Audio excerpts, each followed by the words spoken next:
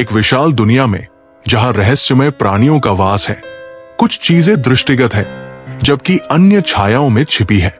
इन छिपे हुए प्राणियों में से एक है जिन्न, जो विभिन्न संस्कृतियों में अक्सर चर्चा का विषय रहते हैं।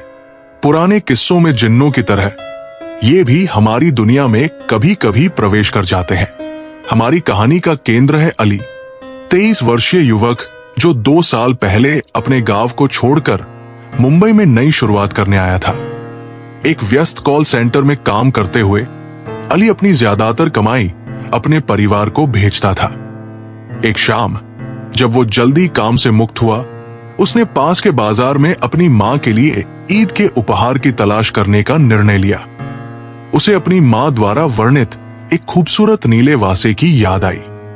घंटों तक ढूंढने के बाद वो एक पुरानी दुकान पर पहुंचा जो समय की धुंध में खो गई थी। अंदर उसे वही नीला वास मिला जिसे उसकी मां ने हमेशा पसंद किया था। खुश होकर उसने दुकानदार से पूछा, ये वास कितने का है? बुजुर्ग दुकानदार ने चेतावनी दी, इसकी कीमत भले ही छोटी हो, लेकिन इसकी असली कीमत बहुत बड़ी हो सकती है। अली थका हुआ था, इसलिए उसने 1000 रुपए देकर वास खरीद लिया और उसे पैक करने को कहा। जब वो अपने अपार्टमेंट में पहुंचा तो उसके पैर दहलीज पर फिसल गए और वो गिर पड़ा, जिससे वास टूट गया। एक अजीब काले धुएं का बादल टूटे हुए टुकड़ों से बाहर निकला, लेकिन अली ने इसे नजरअंदाज किया, केवल अपने उपहार के खोने का दुख महसूस किया। रात को उसे एक असामान्य थकान महसूस हुई। चाय पीने के बाद वो सो गया, लेकिन अचानक उसे महसूस हुआ कि कोई उसके पास तेजी से सांसें ले रहा है। आंखें खोलते ही उसने देखा कि एक काली परछाई उसके सामने तैर रही थी। डर से वो चिल्लाया और लाइट जलाने पर वो परछाई गायब हो गई।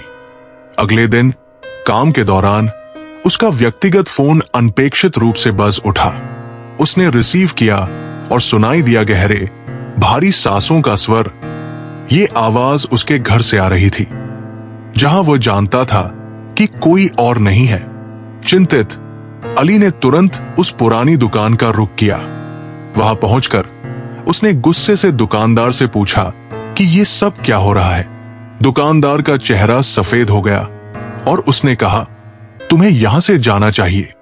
तुमने एक प्राचीन जिन्न को आजाद कर दिया है, अब वो किसी को नहीं छोड़ेगा। बात करते हुए दुकानदार अचानक से घुटने की समस्या में गिर गया, जैसे कोई उसकी गर्दन दबा रहा हो।